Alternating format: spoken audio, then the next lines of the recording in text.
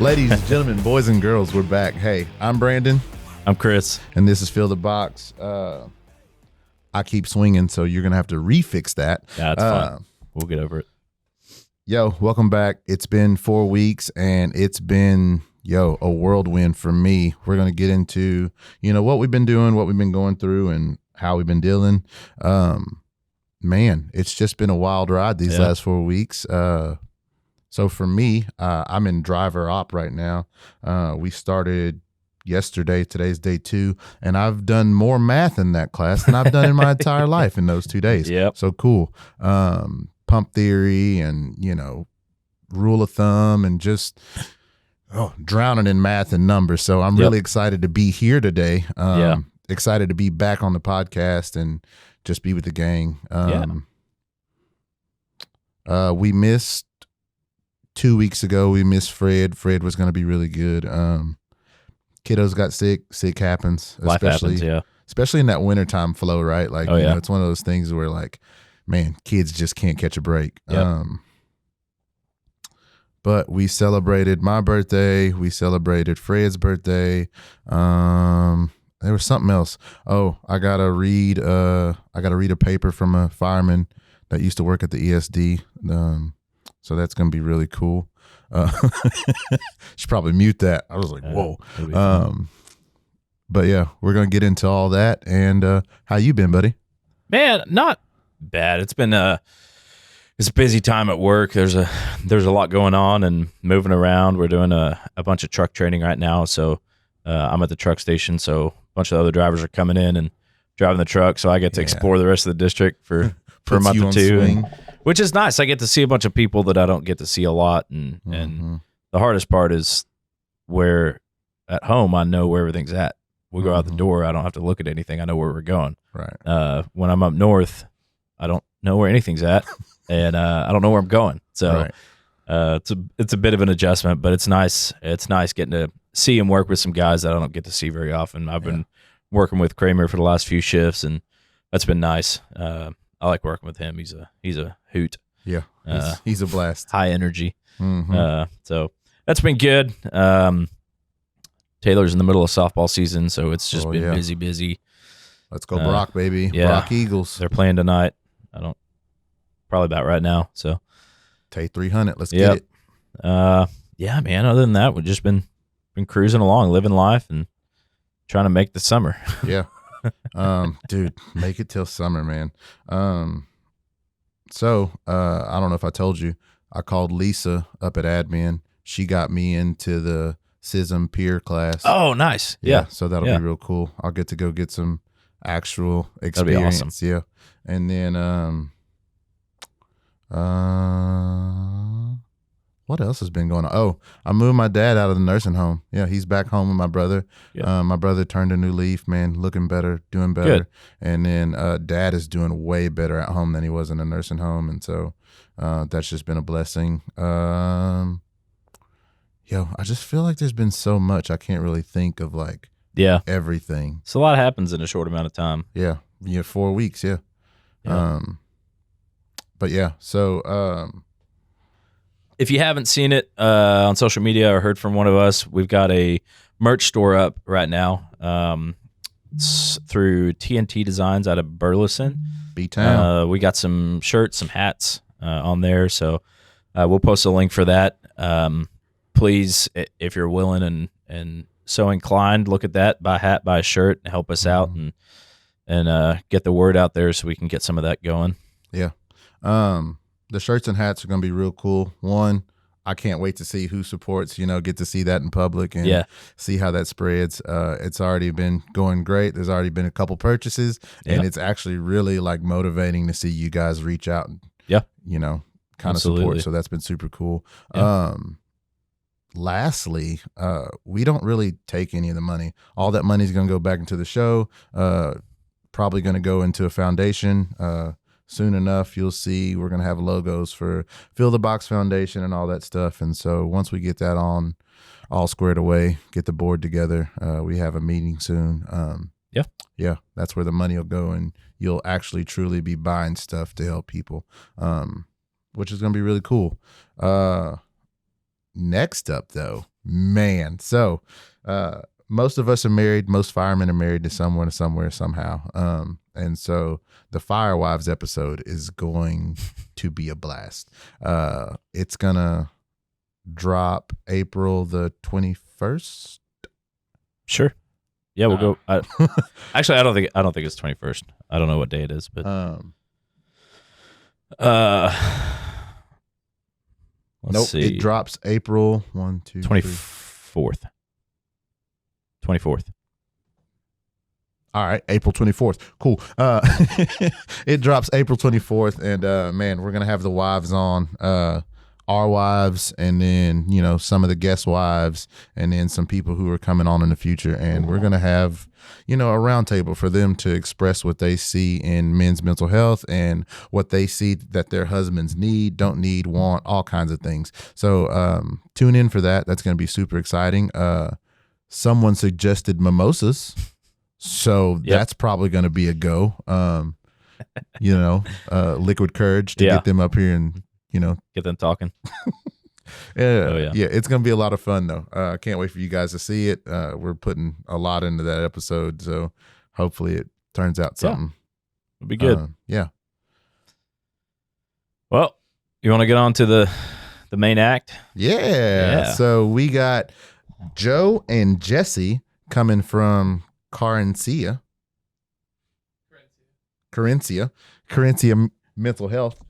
So what they do is they specialize in mental health, and they are all nurse practitioners, and they specialize in mental health. And man, it's one of those things that it's really the base of why we started this show. And so they're going to come on, speak about what they know, what they do, and I'm excited for it. Cool. Yep. You want to come up? All right, boys. Introduce yourselves. Jesse Tucker. I'm a nurse practitioner that specializes in psychiatry and addiction medicine. Been doing it for about 20 years in total. Married, 3 kids. Yeah, sweet. Nice. Yeah, awesome. I'm Joe, also a mental health nurse practitioner. Married, 2 kids, a 3-year-old and a 1-year-old, 3-year-old daughter, 1-year-old son. Been a nurse practitioner for almost 5 years. And I see kind of everybody, a little bit of everything. So yeah, nice. Cool. Yeah, that's cool. So actually, me and Joe, we met at the playground. So I don't know if you live over there by that playground, but so we were on the playground. Yeah. Our kids like almost ran smack into each other. And it was really cool, man, because he had on his polo, and I was like, oh, that's cool. I think I've heard of that place. And then, long story short, I had a friend go there, and then he was like, oh yeah, you got to have them on. So then I reached out like a week later, and I was like, hey man, we got to have you on the show. And it all worked out, man. Especially so since the inception of this, we've already had 2 people cancel on us, like, I don't know, like the day before. So it's been really cool to have this actually fall through. I mean, not fall through. And so it's been great. Yeah, awesome. Yeah, glad to be here. Cool. Well, y'all have anything you want to start with to get us going, or you want us to just fire some questions at you? Yeah, fire away. Let us warm up. And then Sure. And then we'll get going. Yeah, we'll get Couple comfortable. warm-up reps. So Go for it. So let's start here. What's your motivation? So I know you started as a grad student somewhere, right? So nurse practitioner, nurse.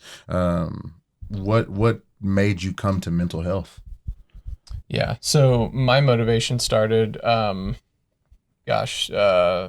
middle school, I guess. Dad chose to leave our household in 5th grade. And so basically, I being the oldest had 2 younger brothers. Middle brother just got into a really bad place and just kind of worsened and worsened. And so through a lot of adversity and difficult moments, we had gone to multiple mental health providers, and unfortunately they just didn't do a very good job, in my, I guess, opinion. But a lot of meds, no talking, no time, literally 5-minute appointments, and one way or another, my brother became addicted to benzodiazepine medicine, so your Xanax and Klonopin and all that kind of stuff. We're still in a pretty tumultuous place, with him and his addiction. But at that point, I promised myself, if there's anything that I can do differently to help him or people like him or anybody else, I'm going to do it. And so super firsthand experience. Yeah. very firsthand. Yeah. Yeah. Cool. Yep. I stumbled across psychiatry. I mean, I was an ICU nurse for several years, and I got burnt out of the ICU real quick. I mean, talk about mental health. Yeah. It was tough, and I was in a children's hospital, so working with, kids and death, and really a struggle. So after a few years of that, I was looking for another specialty to go into, and came across psychiatry. I had initially had some exposure when I was going through nursing school. I was 18, 19, maybe 20. I was a mental health tech at a hospital, and so I had some really good experience there. I mean, I think all of us have a lot of adversity. I certainly have my fair share of it for sure.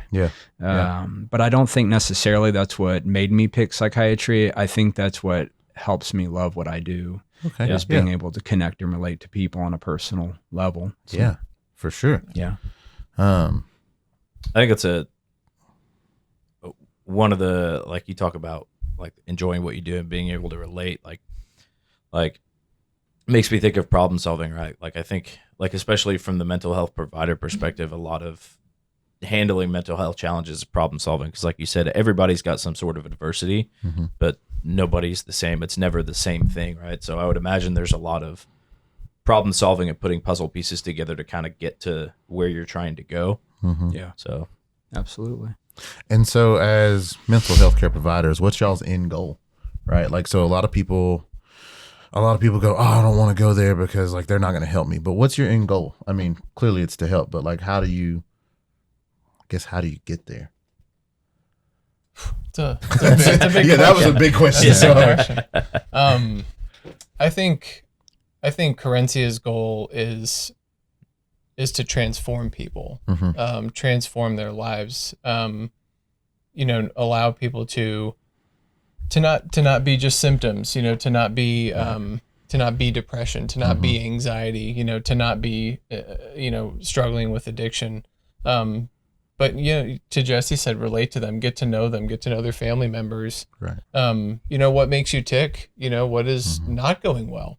In your life. I mean, like, you got kids and they're healthy and, you have a job and that's great, but what isn't going well? Like, so that's kind of where we start. And I think, that begins the transforming process. Once they've reached out to us, I mean, I'm sure we'll circle back to it, but reaching out is one of the most difficult, if not the most difficult part for men to reach out, anybody to reach out for mental health care. But, once they've done that, they've done the most difficult step. And so once we have the opportunity, how do we capitalize on it? And, we do take extended time getting to know them, from Jump Street. And I think that sets the foundation, really getting to know them as people. What are your goals? What do you want to achieve? And then for us as a company, how do we transform them? How do we make that happen? Yeah. I was actually talking with Kramer yesterday, and something you talking about, kind of how you get to that point, is something that we were talking about. Was like, there's some guys that we've talked to that they're happy, but they're not quite like happy, if that makes sense. And it's hard to understand why, I think. And we were kind of talking about that from a mental health perspective, of trying to understand that and how helpful it can be to come and find some like guys like you and find somebody who can help you figure that out. Because while like, I think a lot of guys don't think that there's anything wrong or anything they need to fix, but they don't realize they're not like free almost. I think free might be a good word of like, they're happy, but something's not quite like, they're in a fog. Yeah. So as interesting to hear you talk about kind of how you handle that and figuring that out. Yeah, I think a lot of times in my experience, what happens is we get complacent.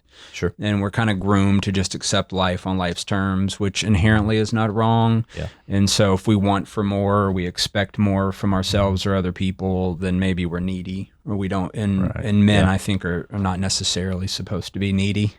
So we keep from asking more out of life, for sure. Yeah. But Yeah. I think to Joe's point real quick, I think one of the things that I enjoy about what I do that drives me every day is being able to connect with the people.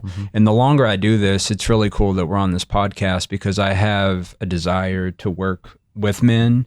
I think being able to hold masculinity is something not to be afraid of, but also to embrace shame. Right. And so they don't have to be the opposite of each other. Like I think you can hold being a man Synonymous, yeah. 100%. Yeah. for sure. Like, and so I think if I can role model that and show them that I can hold face while also acknowledging that life isn't always easy, I think I've done my job, you know? Yeah. Me and a buddy talked about, everybody loves like, oh, hey, how are you doing? But nobody goes, oh, yeah, how are you really doing though, right? Like today in class, it was like, oh, how's the weather outside? Oh, it's great. And you just go in passing, but really like, I mean, to really build a relationship with someone, you got to ask a hard question. You have to get to a hard point to be like, hey, how are you really doing? How did you handle that? Or how is that affecting you right now? And then that's another question. How's that affecting you? Like people, me personally, how's that affecting you? Oh, I got it. I handled it. It's fine. Well, like nobody's ever, a lot of people are not inclined to, like if you ask them how they're doing, even close friends, you ask them how they're doing. Like most of the time, if you ask me that, I'll be like, yeah, good, man. Like, I don't want to burden you with whatever I got going on. You and I will, like, we're close enough that if you ask me how I'm doing and something's going on, I'm probably going to tell you about it. But for the most part, I think a lot of guys are like, it's not worth me getting into it to tell you what all is going on, so I'm not going to do it. So if you take the initiative when you ask and make it clear to them, hey, I'm genuinely interested in what you got going on, maybe you're going to talk to me a little more. So even coming down the stairs today, I was like, hey, what's going on? And you pause for a second. You're like, oh, it's nothing.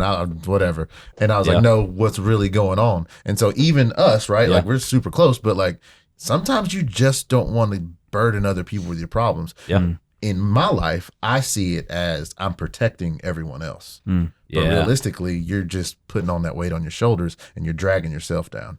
So, but sorry, didn't mean to interject with that. It's good. Okay, so one of the other questions we have, do you have a routine or ways of recharging on the days that you don't feel 100% mentally? I know we've asked a couple of other people that, and I'm curious from y'all's perspective. That the people I've asked that to are all firemen.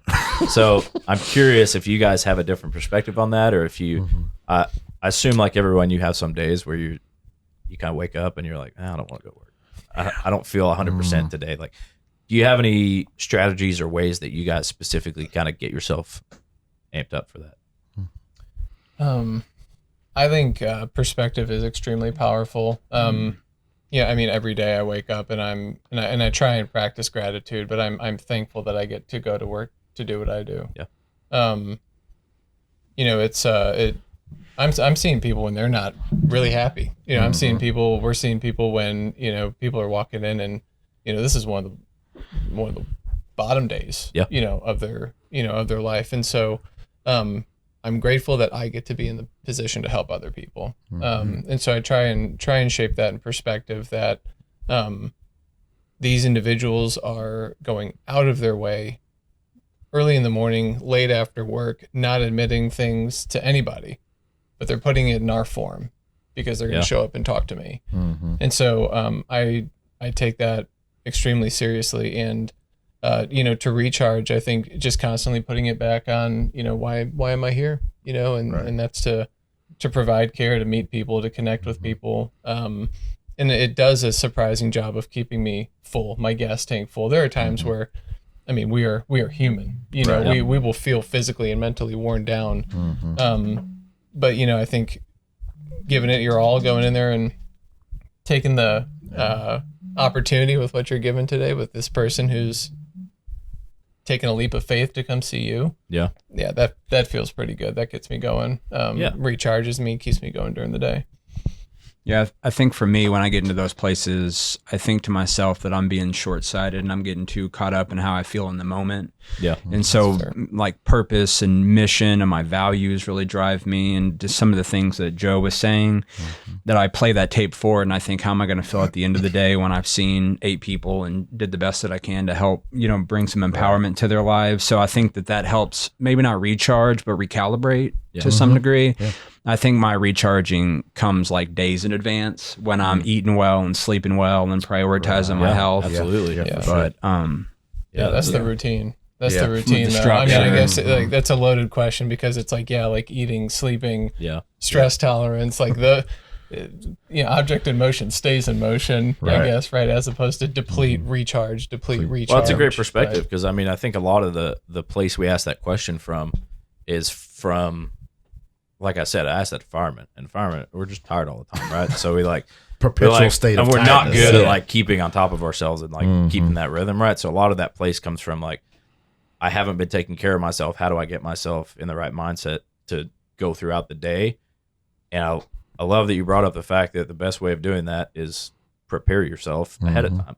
Keep yourself in good health. That way you're more inclined to be able to handle that stuff. Because that's what firemen are good at. We are good at prep.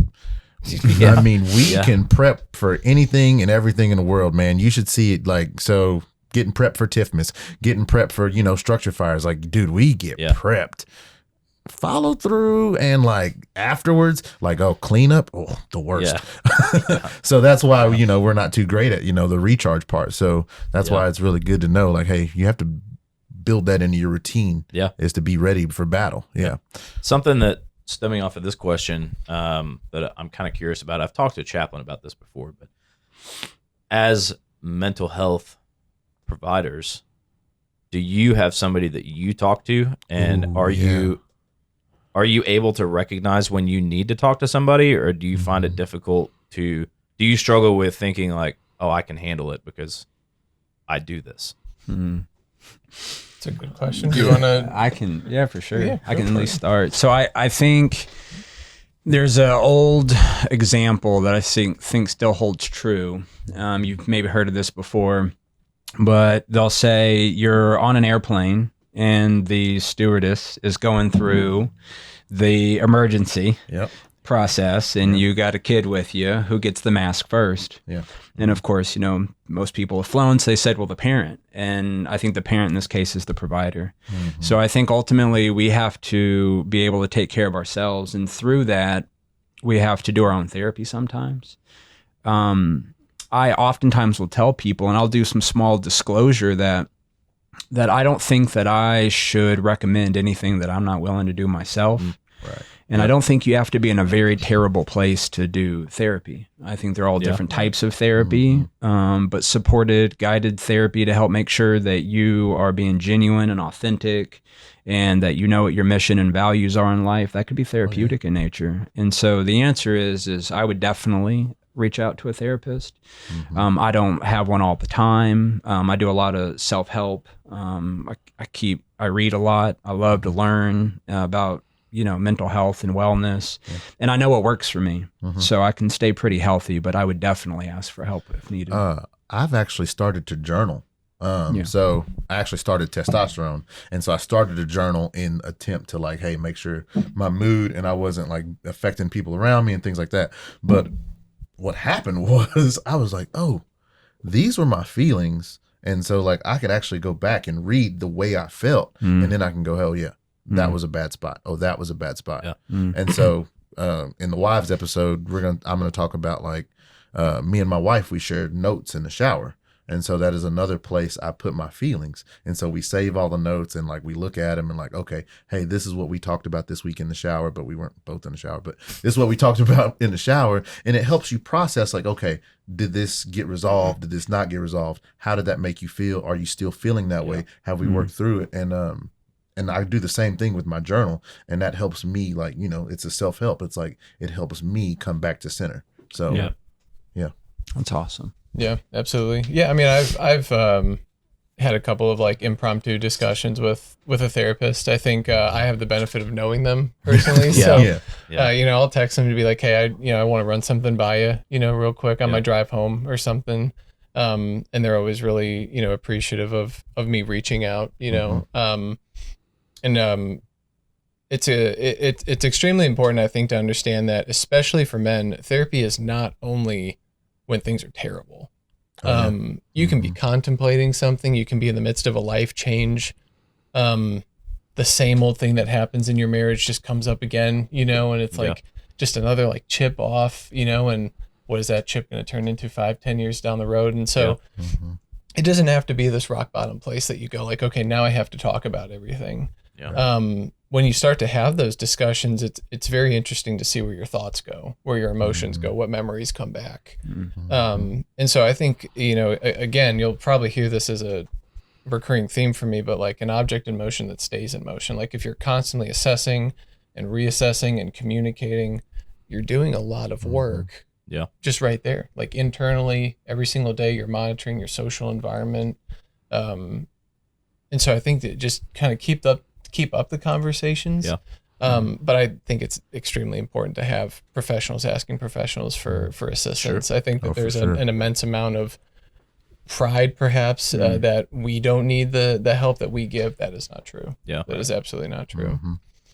So one of my good friends, she brought up a quote kind of about perspective, right? So one, not everyone gets to get older, right? Like, so every day you wake up, like you are on the clock, you are blessed, and you should maximize it. And with maximizing it, point two she brought up was going to therapy is great, but you have to do the work. So like one of those things is like, you have to, doing the work starts when you say, hey, I see this in myself and I need help. It's a simple way to do the work, but it's the start.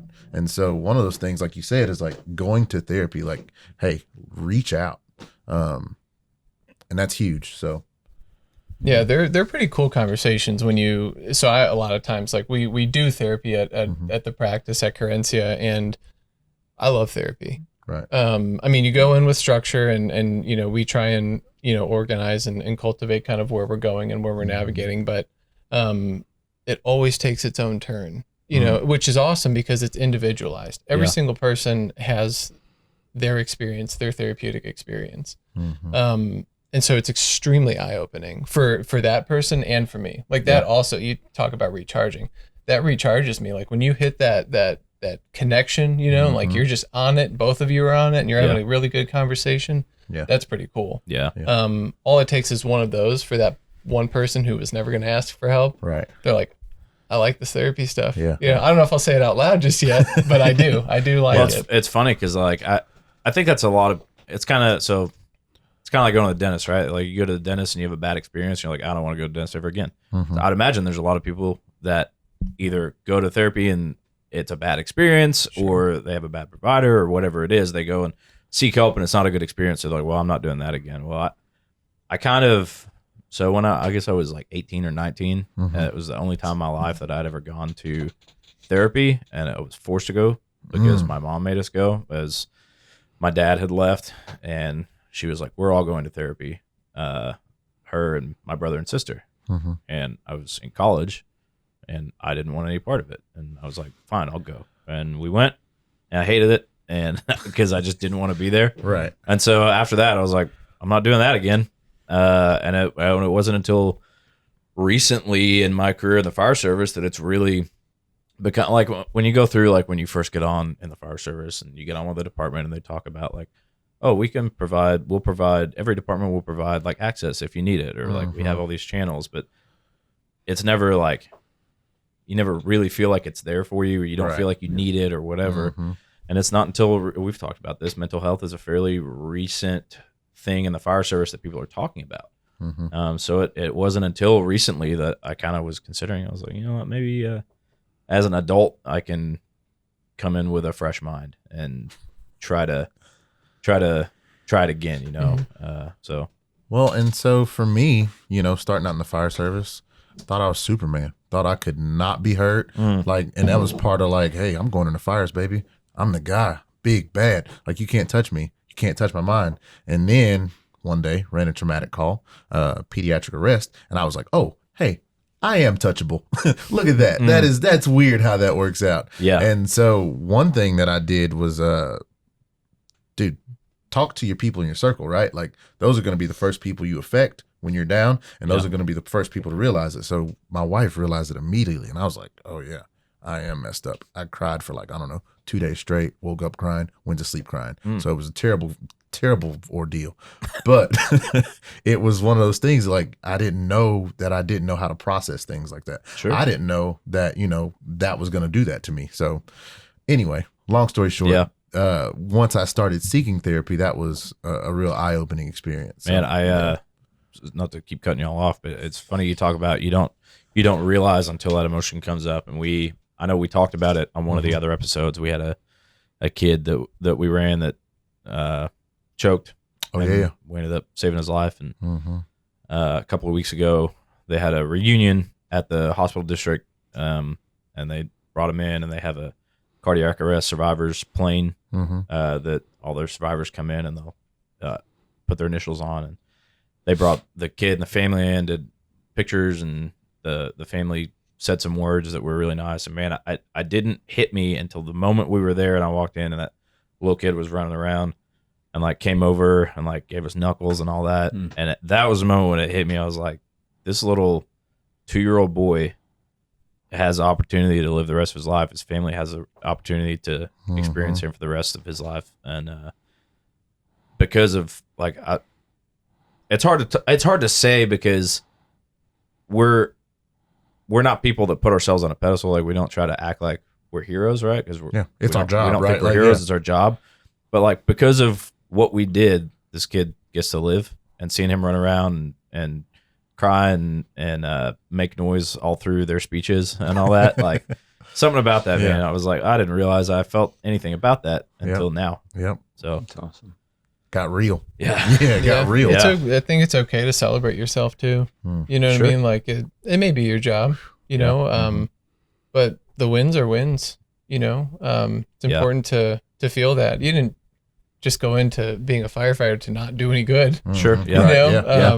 You see a lot of difficult stuff and deal with a lot of difficult stuff, but when the good moments happen, I would also challenge you guys to feel that, embrace that. I'm sure that will give you a little bit of drive and hunger to keep coming back the next shift or the 48 and it's super weird. So like a lot of the men in my life don't celebrate themselves. They do that right there. They go, oh yeah, man. It's like, man, I'm just doing what I do. Yeah, I'm just doing what I do. Yeah. And you keep moving, right? You keep trucking. And like, I've realized like a lot of times, at least you might not throw yourself a party and get streamers and stuff, but shit, at least pause in the moment and go, man, that was awesome. I did that. And at least you don't have to do it to the world. You can do it We do it with fires. Oh yeah, we put the fire out, man. We're high fiving and telling everybody about Take it. a picture, put the shit up on the wall back at the station, go get ice cream after. Oh, yeah.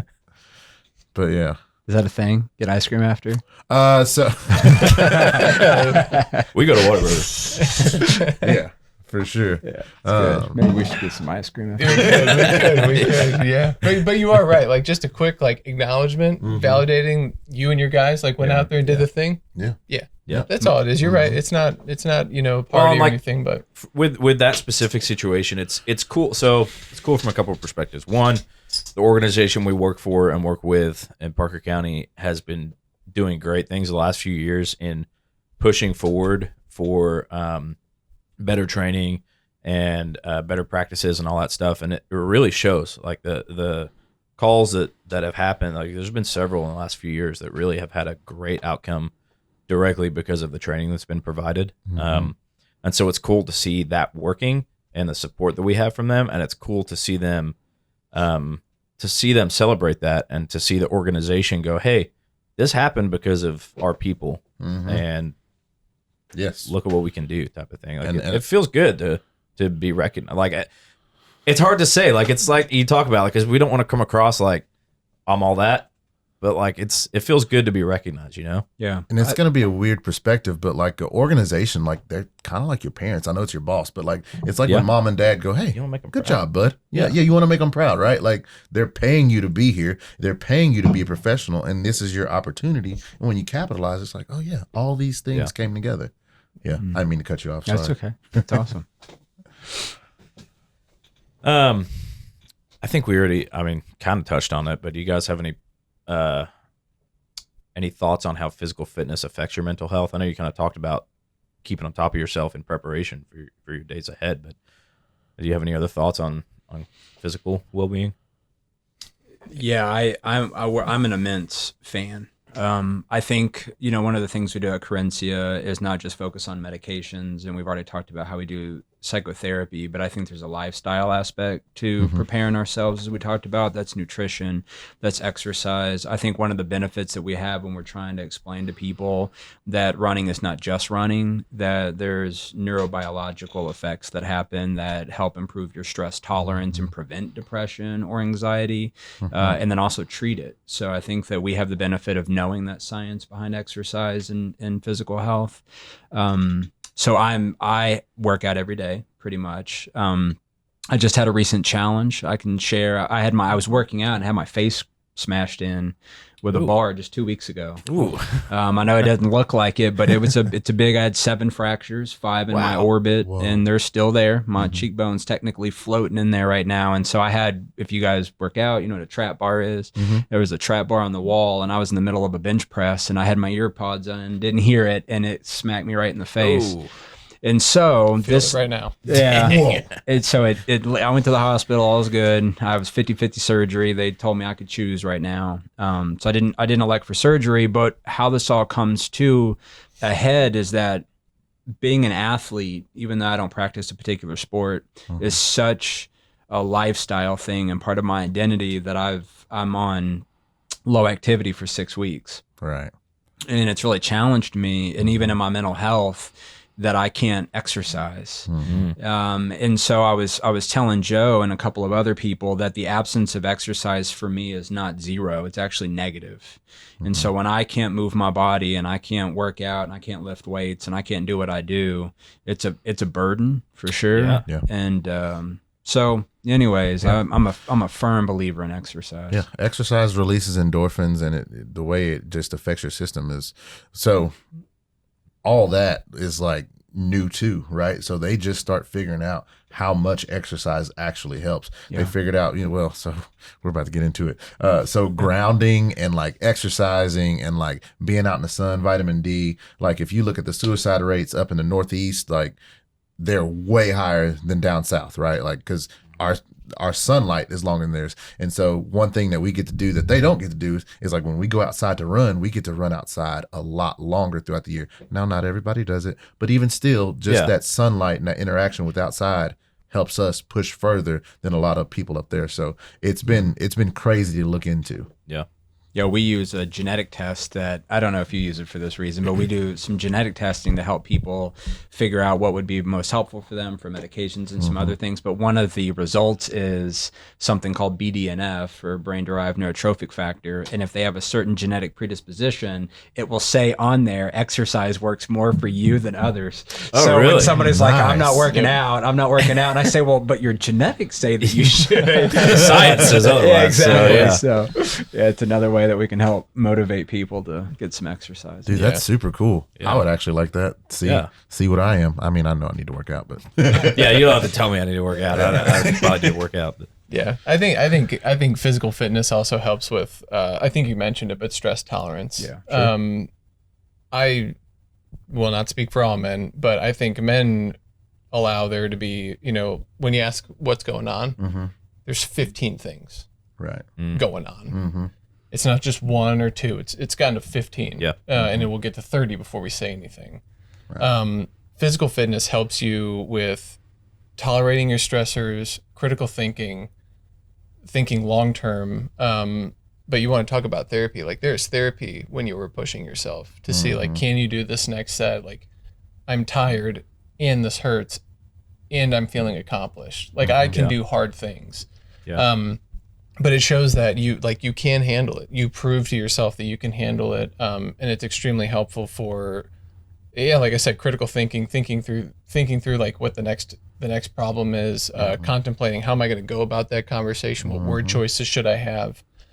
So it's a lot more than just, cutting fat, building muscle, or things like that. You're doing a lot of therapy work out there when you're pushing yourself. You're physically. building a mental foundation, right? 100%. That mental fortitude to help you actually process and work through problems, right? So the way I see it is like, dude, I got, like you said, I got 15 things going on, but when you're working out, you go, hey, I can do this. And that pushes through once you leave the gym or once you get back home out of your shower, you're like, okay, I can do this today. Man, this is probably a pretty minor thing, but we annually at my department we do a row test on the row machine.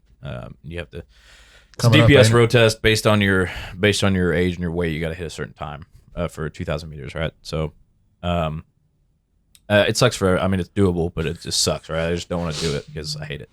And the day that I ended up doing it this year, I was at work and I didn't really feel good. I was a little bit sick, a little bit under the weather, and I remember telling myself hey, you got to at least get on the rower today, and because it wasn't due for a few more days, and I was I just got to at least get on, and that way I'm not just dry going into it. And so I went and got on it with the mindset of I'll just row 1,000 meters and kind of just say I did something, right? Mhm. And so I get on it. I was there's no way I'm going to finish it today because I'm all congested and I don't feel good, and I was in my head about it. And so I get almost halfway through, and I just had this thought out of nowhere. I was hey man, it's probably going to suck anytime you do it, so you might as well just suck now and get it over with. And that motivation was you know what?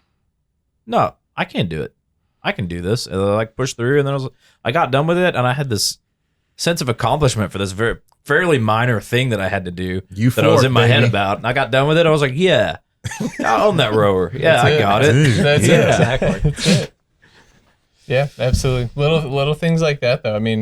5 little things adds up to a big thing. You know what I mean? And so it's that was one. Yeah. But how did that transform the next thing that you were involved in, or the conversation that you had, or how you interacted with your kids later? So it's Well, I was going to say something about kids with that, is that I oftentimes will say that living a healthy lifestyle is me role modeling that to my kids, because I'm one of their biggest role models. And so I think as long as my exercise doesn't become a selfish endeavor where it takes me away from my kids, that I'm role modeling what dedication is and confidence is and striving is, and taking care of yourself, what that looks like. So working out for me has multiple aspects to it. Yeah. For That's sure. awesome. Yeah. And now my daughter works out with me. Oh, that's she was actually working out whenever the accident happened, so I'm hoping I can get her back in there. That was talk about traumatic. Exactly, it was a mess. But I work out with my kids now. It's just really cool how my values and my interests can become theirs. Yeah. Okay, this is a good question. So, what do you guys see in your line of work as driving factors that contribute to poor men's mental health, and what are some ways to avoid those things?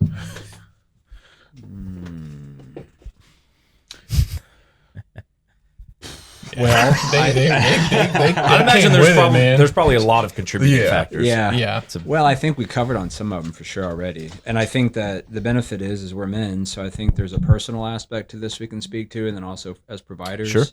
And I think we're honestly there's truth in the fact that as men, I think culturally we are, for lack of a better word, groomed to try to be the provider and the protector. And it's really hard to hold both truths simultaneously, which I can be a provider and a protector, and I can also ask for help. I also think that men have not been encouraged to show vulnerability, and the asking of help initially is a very vulnerable process. And then I think to develop a even more vulnerable relationship and continue to disclose very deep things to somebody is foreign for a lot of us. Yeah. Right. I think that's my general idea of why there's poor men's mental health, because of the access of asking for it.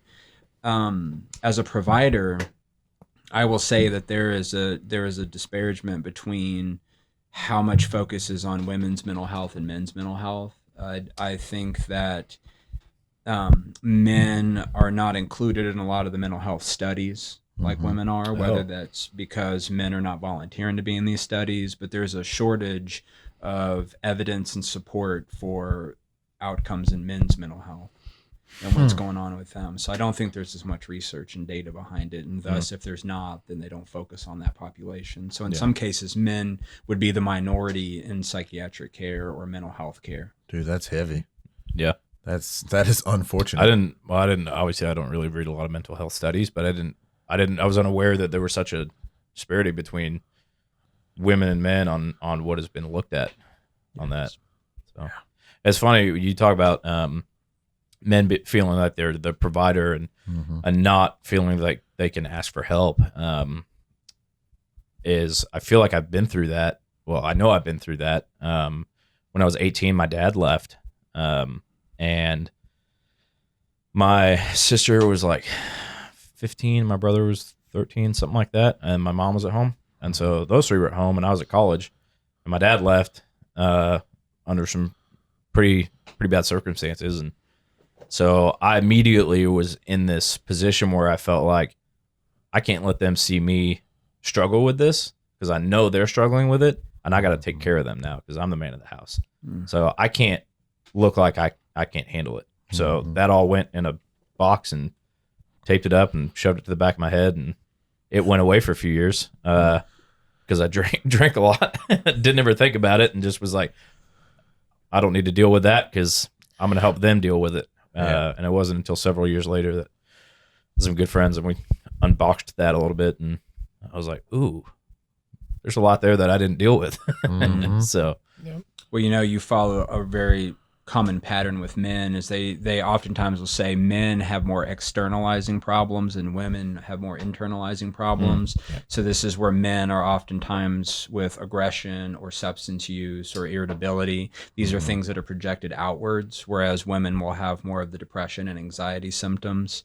And I don't know if that's biology or not. I think that's also culturally defined. I was going to say that feels a lot like the social group that you've been put into, right? The expectation, the outward expectation on you. Yeah. I mean, how often would a man say, I would feel more comfortable crying in public versus I would feel it would be easier for me to just be irritable in public. Oh yeah, for sure. Yeah, I'd rather someone see me punch a wall than cry, right? Exactly. Or not even irritability. I think a lot of dudes would just go, I'd rather drink than cry. Right? Right. Because Just that's get what rid of it. happens. Yeah, just cover it up, cover it all up, get rid of the whole memory. Yep. Yeah. And then it's socially acceptable to drink too, right? Like Yeah, to a point. Yeah. yeah, right before you get behind the wheel. Yeah. Yeah. But so like you think about it, like men just go, nah, I don't want to deal with that today. Hey, Mike, you want to go drink? Hey, get the boys, let's go. Yep. And then next thing you know, you're on a bender. So, well, Yeah, at least in college. Yeah, that may be one of the things though that I do see is that, like, do you want to talk about it? No, I'm good. Like, no, I'm just gonna let it go. It's like, that might be the first building block of like what leads to everything else for men. Right. And I think like it is okay to ask for help. Like it's okay to talk to your boys and be like, look, man, I got something going on. And I think we have to normalize that. Like I'm okay with you wanting to be a provider and a protector, and if that's what you want to do, like if that's within your code, go for it. Yeah. Even the greatest providers and protectors will need help at some point in time. Like it's inevitable. Right. And so maybe for men, let's stop fighting the inevitable. Like let's start to get comfortable with, like, I'm not Superman every single day. I can be Superman, right? But I can't do it every single day. Some other day, like I'm going to need help. Well, that's okay. My argument would be is maybe it's not so black and white. Maybe it's not either you're Superman or you're not. Maybe there's some balance to say two truths can be held at the same time, as I said earlier, which is I can ask for help and also be strong, or maybe even asking for help is a sign of strength. Sure. And so maybe we have to move away from this either or to both or and. Well, and that's something I think we touched on it a couple episodes ago briefly, but the idea that because like we've talked about, it used to be if you were a man and you expressed that you had emotions, then I mean you're weak, right? You're not strong. You don't cry, suck it up. But now, like flipping that perspective to change the viewpoint of like reaching out for help and dealing with your emotions is a sign of strength, because you're able to deal with that and overcome that instead of the weakness of I'm just gonna ignore it, or I'm just gonna push it to the side and not deal with it because that's the easy way out, instead of handling it head on so you can move forward. Right. So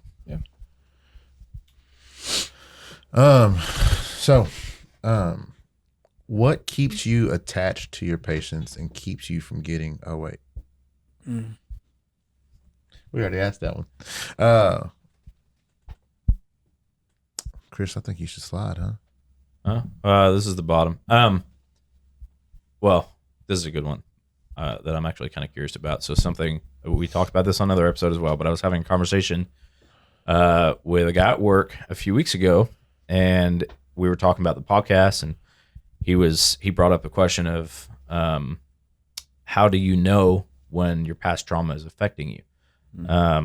Because like we talked about before, you see the extremes, you see the addiction, you see the gambling, you see the outward signs when it's at an extreme. But I think a lot of guys, most guys, are dealing with something.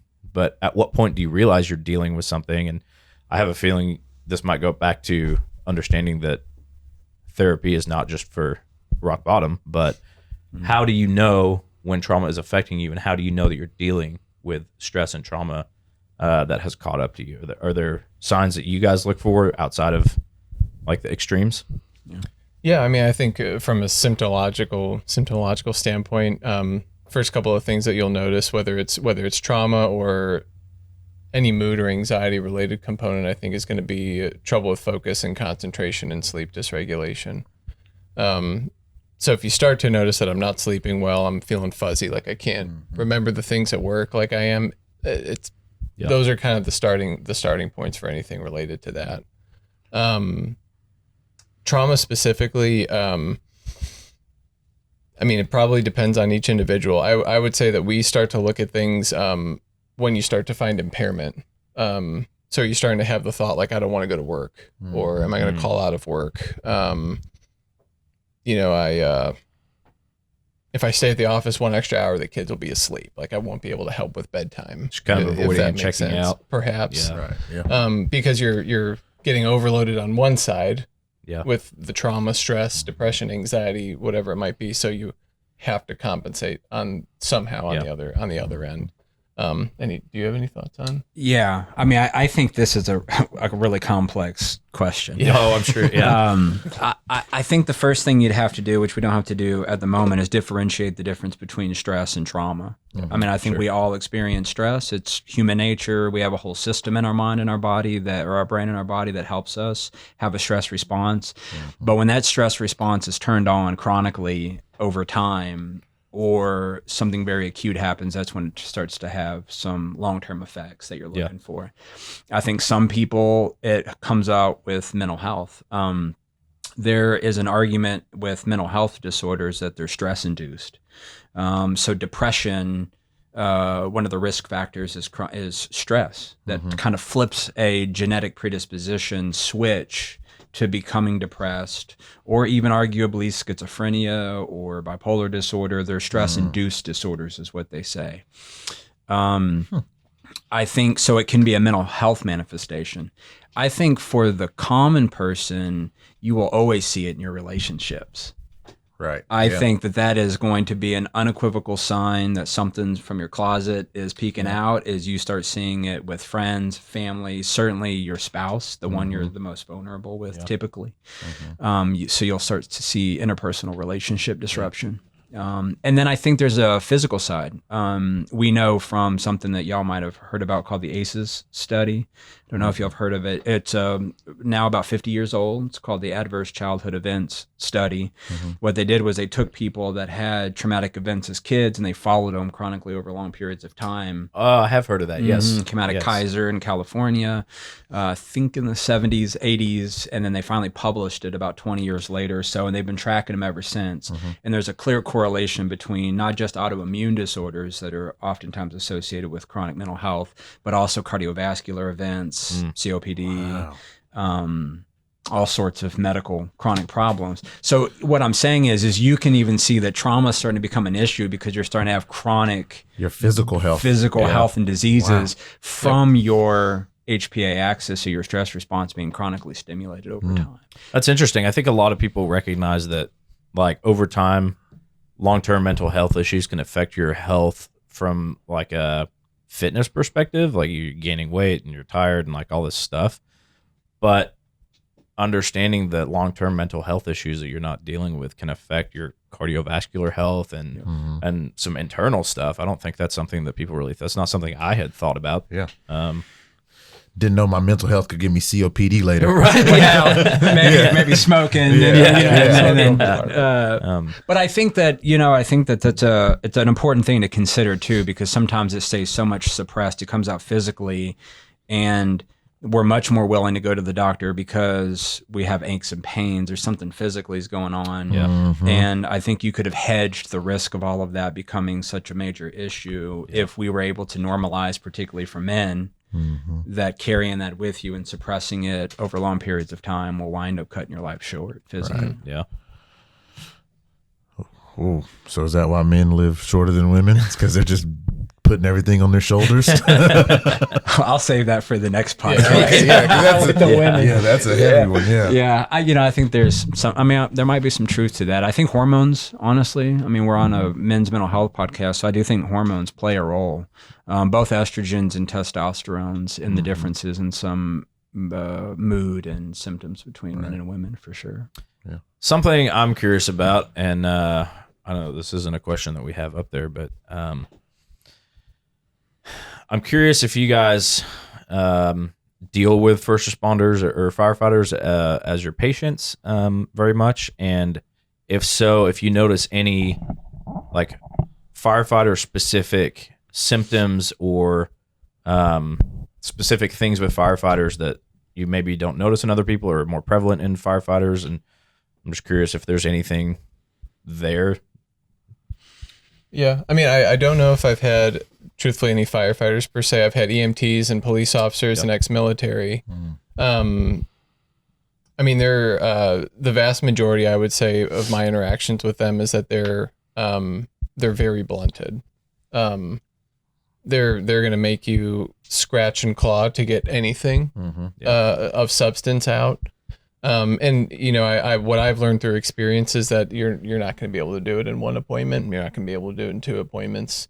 And so for those individuals with trauma related to occupation or a very high likelihood of trauma, not like, your physical or sexual abuse, perhaps client, but like firefighters, EMTs, and those kinds of folks, establishing rapport, establishing confidentiality and safety, security, I think is extremely important. Them really, really understanding that, like this stays here, you know, there are no repercussions. Like you can start to let the guard down a little bit, but establishing trust, security, safety, confidentiality, and realizing from a provider perspective, it's not going to be done immediately. We don't expect it to be done immediately. But trying to meet them where they're at, validating that you do and see and smell extremely difficult things, and like here we can talk about that. Like we can let the guard down. And so I think that's what I've noticed most. Jesse's had a bit of interaction with the Arlington Police Department more in detail, and I'll let you speak to that. But I think those would be my goals for like their treatment. Coming in the door. Well, I think most first responders present pretty similarly, and I have a fair share of firefighters. They or were, and now they're full-time paramedics actually. And then they come because of the trauma. I think with the police department specifically, I have not experienced this with firemen just yet, is there are not only afraid of somebody finding out and confidentiality getting breached, but even so far as to say, I don't want to go through insurance because then insurance will get back and that claim will be out there. I mean, there's so many layers of, and I don't mean this in a negative way, but paranoia of, am I going to be able to get, I was working with a guy very recently that was going for a promotion for the police department. And he was so hesitant to open up with me out of fear of somehow this getting back. And it had nothing to do with his ability to perform his job at all. I mean, he was really suffering from trauma. And so it took a long time to develop trust and vulnerability to let him know what stays here. And I think that there's to Joe's point about Arlington Police Department, I don't know a lot of the details, but they're working with something that's been nationally recognized called the Blue Chip Program. I don't know if you're familiar with that, but what they're trying to do is really support the officers and the police, the people that work for APD, to be able to access care confidentially, so they can get the services they need with true trust that it doesn't go anywhere but that office. Right. That's awesome. And I think that the departments in whole for first responders probably would benefit from following suit from some similar program, and that would likely increase. Yeah, I think access. that's a lot of, I mean, you talk about first responders, and both of you guys, most of what you talked about was guys having trust issues and not wanting to open up because they're afraid of it getting out, right? And I think that's, it's great that a lot of departments provide an employee assistance program. And they provide access to a lot of that kind of stuff. But most of the guys I know are hesitant to go through that because they don't trust that it's going to be confidential, right? Yeah, so they don't want to go, especially they don't want to go through their employer just because as many times as you say it's not going to affect your job, right? That's right. Who knows, right? You never know. So that's right. That's why I think a lot of guys are hesitant to even get to the point of talking to you guys. I think it's funny because so I went to this thing called Status Check. It's a mental health symposium for first responders. It was mostly cops. It was me and one of the dudes from Allen that were only firefighters. A lot of the Azle PD was there, which was cool to see them. But it was just like the hyper vigilance that cops have. Like they are on guard even around cops. They're like, all right, you got that door, I got this door. I was like, dude, we're all here together. Like nobody's gonna mess with this room. We're good. But they just have that. Can't turn it off. They can't turn it off. Stonewalled. They're in the all right, okay, yeah, I can't talk to you. I got to focus on this, on that. And I was like, man, that is for sure why they stonewall. And so it's like, just trying to talk to them was like, hey, how's your day going? It's good. Yeah, man. It's interesting you talk about always being on guard. This is a little bit off topic, but we were talking yesterday about so a topic came up with the Arlington fireman who got shot the other day on like a welfare check. And he actually is pretty good friends with a couple of guys I work with. And so anyway, we were talking about that, and the topic came up of like fire and EMS wearing plate carriers on certain calls. And one of the things we were talking about, the main thing we were talking about was that's all good and well to have that and have the procedure that you wear this on assaults and unknown psychs and all that kind of stuff. However, the times that the bad stuff happens to guys is never on the calls that you're expecting it to, right? It's on the welfare check. Yeah. Or you just show up. That fireman that got shot in Dallas, they were on chest pain or something like that. Yeah. So like, what, you just wear them on every call? Or you just go, you don't know, right? And so that, I think, seeing that repetitively, and you see, like, you hear all, like, not every day, but like pretty often you're hearing about fire and EMS and cops that are getting attacked in benign situations that you wouldn't expect it in, right? It's not something you're going into, like the normal person wouldn't go into that situation on guard, but like we, especially cops, but even us, like, it's like you hear about this stuff, and now you're like, every single call you go on, you're like, is this when it's going to happen? I went on an assault call the other day. We get there. We were told not to stage. We get there, and she is not doing great. There is a knife, arm's reach, and they're still fighting. Cops aren't there yet. And I'm like, what is going on? Like, how did this get dispatched? But in that situation, I knew we were going to an assault, so I was already elevated, right? I was like, all right, cool. I'll stay on my toes. But I couldn't imagine going to a welfare check and then be like, oh yeah, I should probably put on a vest. Right. And then what would that do to us mentally, right? Like, so cops, they get to train for that, right? Like they're in vest all the time. Yeah. They live in vest. I don't know if I could just put on a vest and just be like, okay, I can do this every day. Like my brain wouldn't allow it, right? Yeah. Especially without a gun. Like mentally, I'm like, okay, I'm expecting to get shot at, but I have nothing to defend myself. Yeah, there's nothing I can do except run faster than you. Yeah, that's a sense of hopelessness. Well, that only works for bears, buddy. That only works for bears.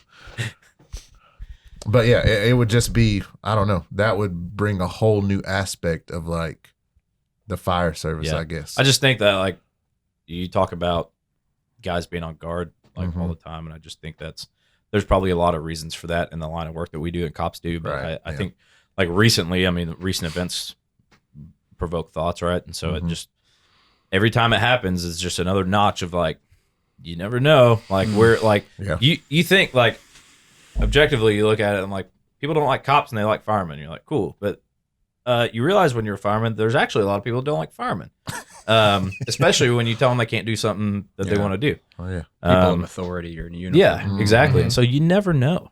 Yeah. And so I think it just, especially when we're at work, like personally, it doesn't matter where we are, what call we're going on. There's always in the back of my head, I'm like looking around and I'm like, is this the one where they called us and they're just waiting to shoot us? Yeah. Yeah. That's just, that thought's always there. You know, what really resonates with me as y'all talk about this is to bring it back to all men is thinking about the boys that were in traumatic households growing up. And what we're explaining now is what kids are experiencing when they're in hostile homes growing up. They're always on guard. Those boys turn out to be men and never have that taken care of. Yeah. And so they think that that's second nature. And oftentimes they go into professions where it's socially acceptable to take that role that they've developed to survive as children into these professions. And I think that chronic stress continues unchecked and they just don't know any different. And they call it a job, right? And they call it a being job. a cop or a fireman. Yeah. That's right. Well, and I think it's interesting. I think that's probably, so having that childhood trauma, I would imagine correlates pretty similarly to like we talk about, like we see a lot of bad stuff, right? And we see a lot of bad people.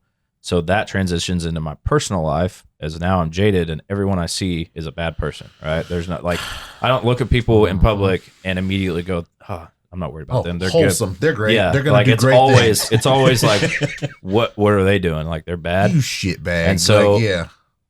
I don't know. I might be wrong, but I imagine that probably correlates with like if you have a bad bringing up, like if you're in a violent household or whatever that is.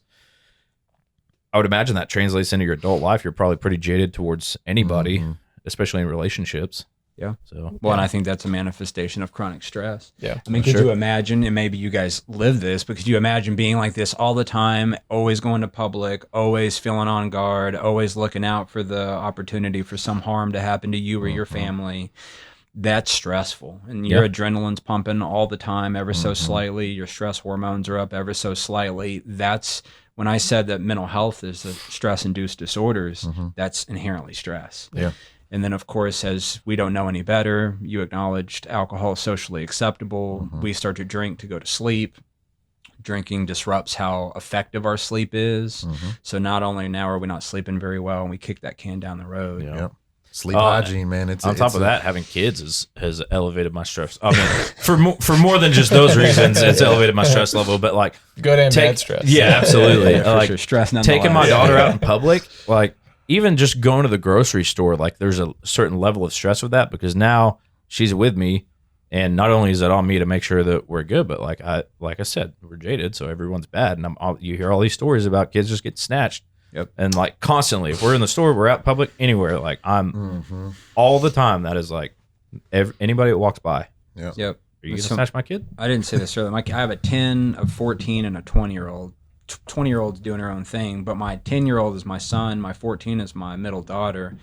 And I think what I have had to try to balance is always being concerned from them, but not helicopter, and not kind of exposing them to the world as a bad place and an unsafe place, but also trying to protect them. I think it's really hard for all parents, but speaking from a dad's perspective is letting them go walk the neighborhood or ride the bike. Oh, yeah. And so they can build some autonomy and independence and trust, but also knowing the terrible things that can happen from somebody texting and driving or snatching them. So I think there's a balance for a parent that's really hard for at least me personally. Is Oh, yeah, for sure. Yeah, For sure. You want them to be able to experience things and build that confidence and do their own thing. But there's that fear. There's a constant fear of what's going to happen. that's right. Yeah. Well, it kind of goes back to your point. Like it can be an and statement, like I can be aware and like on guard. And, if I have my daughter with me, like I can be on, Yeah. scanning. And I can do that without like overgeneralizing. Like I don't have to take all of this and say, well, this is how it is. Yeah. Like I can be on guard, I can be a dad, and we can enjoy the grocery store. Yeah. You know what I mean? But it is a fine line, especially when you throw kids into the mix. Right, yeah, absolutely. Yep. And sex trafficking is huge right now. I don't know what happened or why. I mean, I guess it's just one of those things where we're actually paying attention now, but it's like it's almost on an uptick, and you're like, okay, all right, everybody's hands, grab my hands. You can't snatch my kid if I got your hand. You know what I'm saying? So it's just been one of those things where I've been learning to like be hyper vigilant and like almost up myself, like in a perspective of a dad, right? Like, so, because my kids are new. I got a 2-year-old and a 7-month-old, so They're new. Fresh. Yeah, they're fresh, got man. So it's just one of those things where, like, I want to let her run in the store, but I don't want her out of my sight. She can't turn a corner. Yeah. You know what I'm saying? So it's just one of those things where it's a learning process. It's like, okay, this is vigilance. This isn't hypervigilance. This is an okay stress. This is like, all right, paying attention and being aware, but also at the same time, you have to let that leash go. And So it's you talked earlier about men feeling like a protector and having to handle everything. And something I was just thinking about was, so talking about taking care of your kids in public is, last year we went South Texas somewhere and we stopped at Buc-ee's, right? And we're like walking in and my wife is going to take Sarah to the bathroom. And all I can think about is all the bad things that can happen in here. And I don't know who's in here. And so I told my wife, I was like, hey, you do not let her out of your sight. You hold her hand the whole way there and the whole way back. And after I said that, I was like, she knows that, right? And so I think there's a balance there of like, especially with your spouse, right? Trusting them. Like, it's their kid too, right? Yeah. They don't want nothing to happen to them. And so I don't need to helicopter parent my wife into telling her how to handle her kid, right? So, but I think that comes from like, ooh, honey, I love you. I think that comes from like, hey, hun, will you go take the car and make sure you get a state inspection? Like, let me know when you need fuel, and I'll come do that for you. You know, because as a man, we say we're providers. We have the broad shoulders to carry the weight, and sometimes that looks like, hey, you have to check up on your spouse to make sure she's handling her responsibilities. Yeah. Now, she does the same for me with completely other things, though. Yeah. I'm gonna say, so is that a two-way street? Oh, for sure. My wife tells me all the time about stuff I need to get done. Take the trash out. Just scheduling in general, right? So like I said, I'm in, fire school this week. I'm going to driver operator. I almost forgot about tonight, but she was like, oh, I know. But she was like, hey, on the calendar, it says you have the podcast. Are you ready? And I was like, no, I'm not. Thank you. I saw her the other night at the Easter egg hunt, and she was asking me about when our next episode was going to be. I was like, oh, next Tuesday we're recording. She goes, oh, are you really? I was like, yep. Brendan should probably let you know that. I know me, and I'm not a great communicator. She right then put it in her own calendar. Yeah. I think there's a balance though with like some of those things. Like I think it's okay to like check in and like be accountable with your spouse, because like I will say firsthand, like I appreciate it on my end. Sometimes it's just like the horse blinders go on and you're just going, and like she is the saving grace to say, look, you got to pick your head up. Like you haven't talked to your daughter since you got home, kind of thing. Or like setting limits. She's like, no, you said you were gonna put your phone down when you get in here. Like you said you were going to do that. And I'm like, yeah, you're absolutely right. You're absolutely right. And so, in moderation, like just finding that flow, but like, again, how we talk about like recharging, that's a way to stay like in motion is like having that accountability, having those conversations with your spouse. And I think it's important when you look at marriage, like there's some things that I will need from you. And like I had that conversation with my wife. I'm like, I need you to check me when it's necessary. Sure. Because that's my bad habit. Like I just started to go nose to the grindstone. I don't stop. Yeah. And that it doesn't necessarily need to be with work. It could be with other things. But I think that's really, really helpful. Encourages healthy dialogue. Make sure you guys are on the same playing field. Yeah.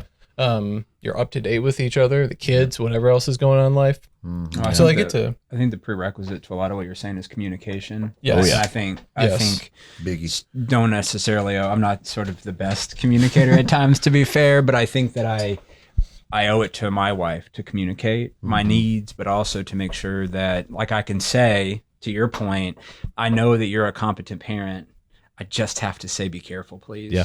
And then that way I can validate that I'm not saying that you're incompetent or incapable or negligent. Yeah. I'm just saying for my own good, I care about the both of you. Right. No different than, hey, sweetheart, is this one of those moments that I'm supposed to give you feedback or just listen? Do I just listen or do I respond? Yeah. But sometimes just saying that is the wrong thing. Oh, yeah. And I can acknowledge that. But at least I'm saying I want to be the person you want me to be.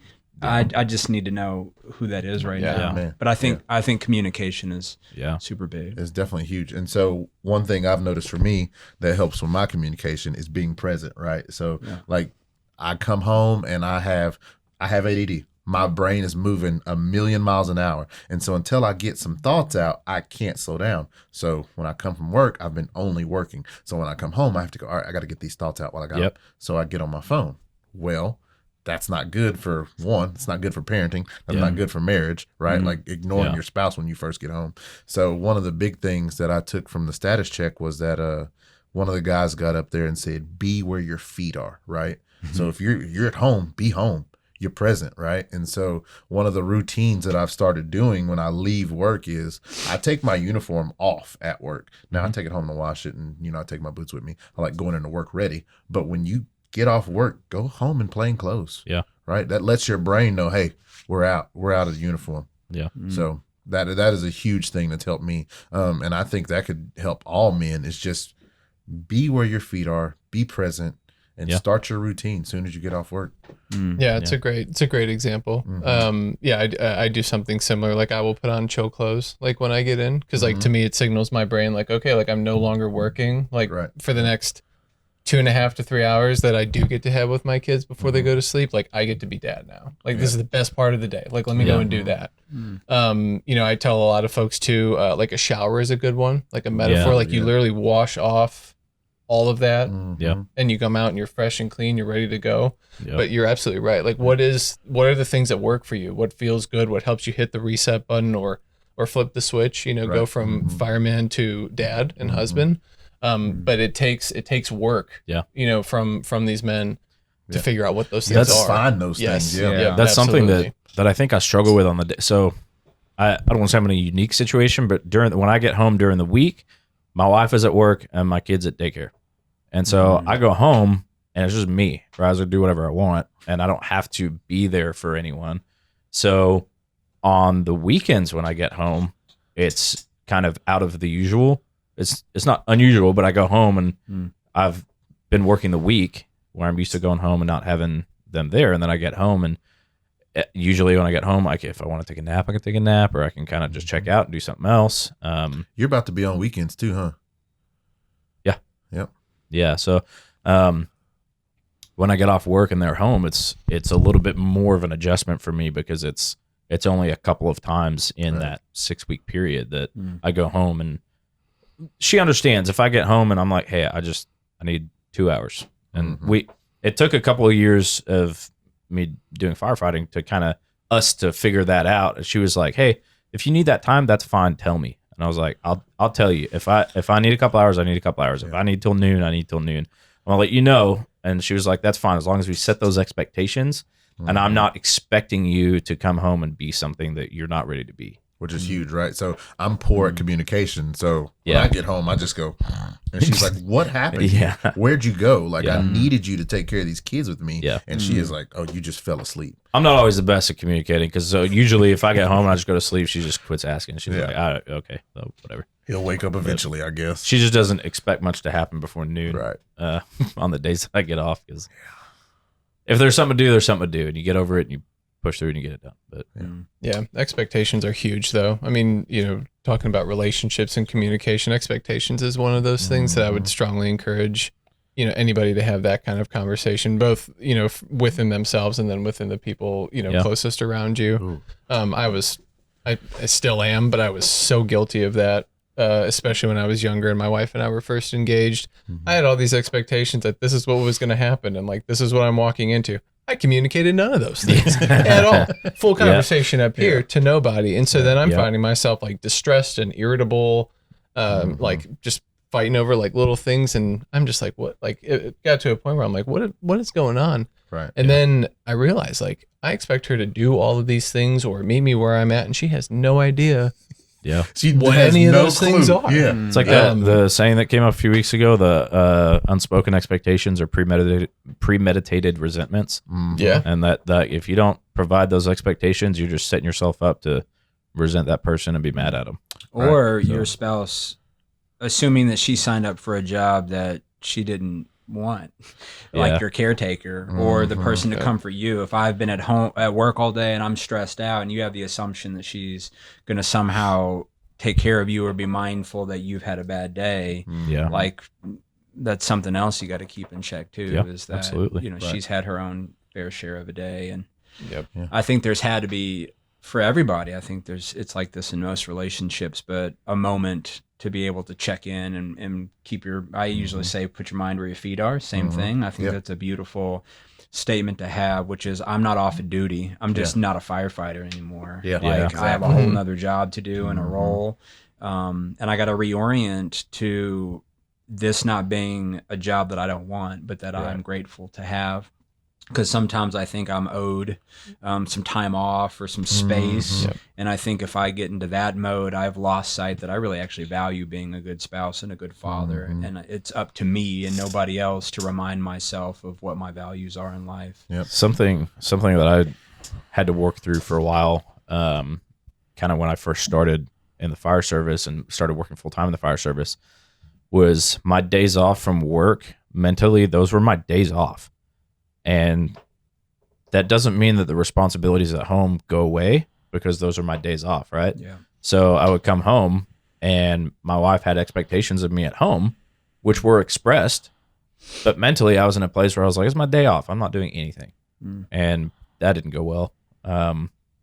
So I had to work through kind of recalibrating my head of like, yes, it's my day off from work, but that doesn't mean that it's my day off from being a dad or being a husband or taking care of my house and all that. So kind of having that switch to flip of, yes, I'm at home, I can take it easy, but my responsibilities are still there. Those aren't going to just take care of themselves. So, And bringing it back to personal mental health is one of the things you said is setting expectations for yourself, right? I think a lot of people go through life and they don't understand, like, you have to look yourself in the mirror and set some expectations, right? Yeah. What do you expect out of yourself, or what do you not expect out of yourself, right? Like, if you don't expect yourself to do it all, then don't do it all. Find a resource to help you figure it out. Yeah. But that's what a lot of men don't do. They go, okay, my expectation is that I will do it all. I can do it all. My dad did it all. I'm going to do it all. you just feel like a that's- failure. Yeah, and then you start feeling like a failure. You build up resentment against yourself. Yeah. And so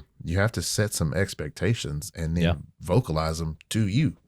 So, Yeah, absolutely. I think for men, like it's perfection is unattainable, and Yep. and just focusing on men, because of y'all's podcast, but you just can't do it all every single day, Yeah. all the time. It's Right. it's just not achievable. But you're right to your point. Like if that is what the expectation is, and you're constantly not meeting it, that becomes a thought. Like it becomes a truth. Yeah. Yes. It doesn't matter what Truth. the evidence is, but it is Yeah. true to you. Yeah. And it's very dangerous. But yeah, I mean, I appreciate picking up on that point. I think it's extremely important. Yeah. As we kind of come to a close on this, I'd like to hear what you guys have to say to guys, not just firemen, kind of people in general that are at a place where they feel like they need help or need to talk to somebody and kind of don't know where to go. Like starting at step one, like if you have any pointers on any outlets to go to, people to go to, routes you can take, and kind of what that overall process might look like for someone who's hesitant to reach out. Yeah. Well, a couple of quick resources would be, any friends and family referrals. I mean, if you have somebody with a good experience, I mean, that's very meaningful, that rather than just going to Google. But Google and Psychology Today are two good resources to find providers. You can narrow it down by insurance network, specialties and things like that, location. So those are good places to start. I would encourage all men to, just be okay with the fact that any time is a good time to reach out. Yeah. There's no bad time. it shows strength. It shows leadership. It shows advocacy. And you will get to experience that by taking that leap of faith to talk about some of the difficult things, to talk about something that is awesome yet fearful, at the same time. Yeah. And so there is never a bad time. There is always a good time. You will learn a lot about yourself. You will learn a lot about what is in your current, kind of current state of affairs and what is necessary and unnecessary. And it's extremely liberating and motivating to speak about these things because we don't ever do it. We don't do those things. So I would say anytime is a good time. And that, especially at Carencia, we really look forward to the opportunity with working with you and being a partner in your care.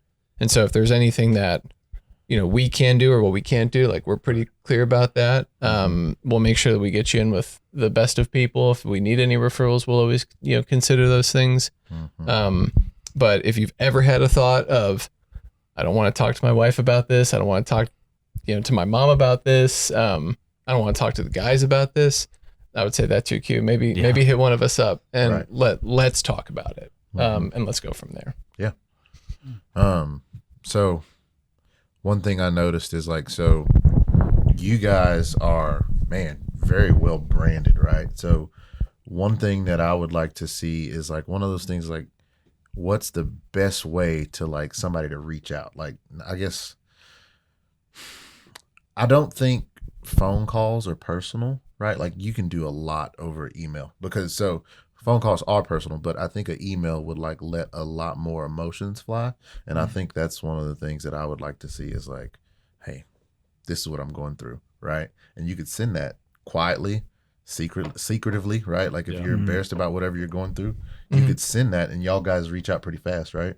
Yeah, absolutely. I'll let you speak to that. Yeah, same day. I mean, what we have is a system set up similar to what you're asking about. Some people actually want to be able to call. I think the problem with that is that inevitably we can have 5 people answering the phone, and at some point all 5 people are going to be busy on the phone. Sure. So it's hard to always answer when someone calls. So we have a system in place where on our website they fill out a form, and that form just asks some basic questions about what's going on. But we also get to know them and what their what days of the week, time of the day. I mean, we really understand what's the best fit and the least amount of barriers for you to get access. By the time that form comes into us, we basically know how to connect them immediately, and we can generally get them in within 24 hours, which is pretty unusual.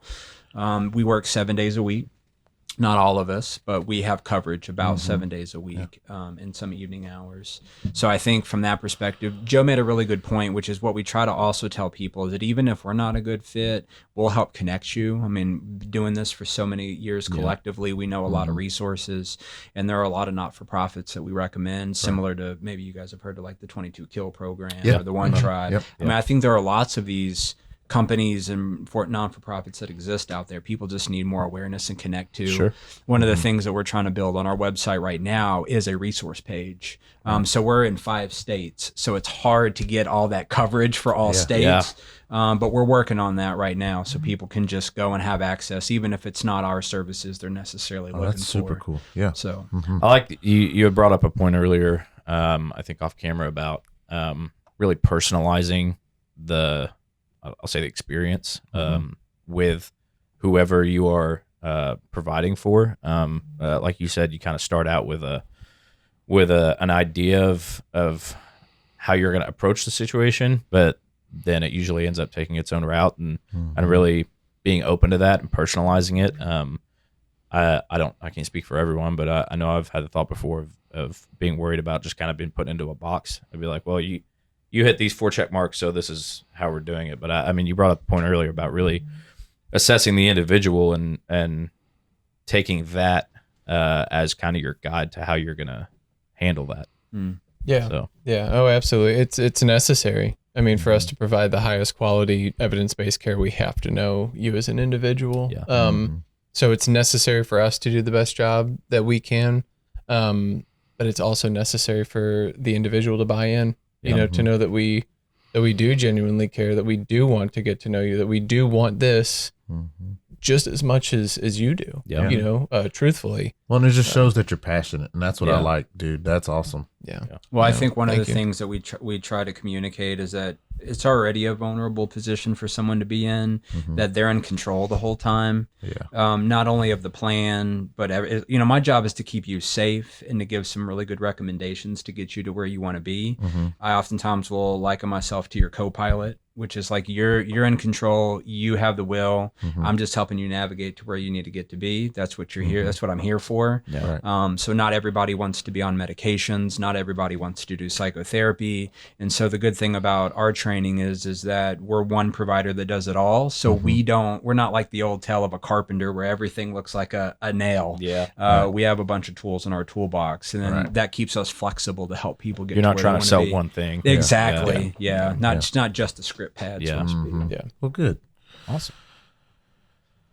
Well, appreciate you guys coming and sharing your perspective. I love that I got the opportunity to talk to you guys. Up till now, the guys we've talked to have all been Fireman. well, firemen and not mental health professionals, guys that did really see this stuff every day and kind of understand how it all works. It's just guys that we talk to that have their own experiences, which is great. There's definitely value there, but it's awesome to kind of get you guys' perspective on kind of the actual medical outlook on it. So Yeah. Well, thank you for having us. Yeah, of course. Very grateful. absolutely. If you guys you got something else? Nope. Go ahead. I was gonna say if you guys if you want to talk to somebody, you reach out. I'm sure these guys would love to talk to you. We'd love to talk to you, and we can get you in contact with the right people. One thing we said earlier about the wives episode, I realized that we got one more episode, and then it's the wives episode. So Oops. My next episode will be April 10th, I think, with Matt Goetz, my buddy. Oh yeah. My buddy from high school. Yep. So that'll be fun.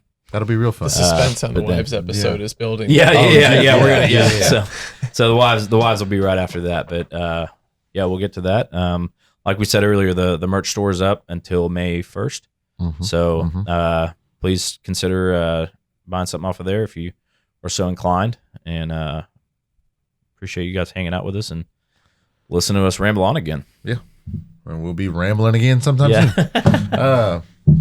Carencia Health got us some swag. There you go. See it.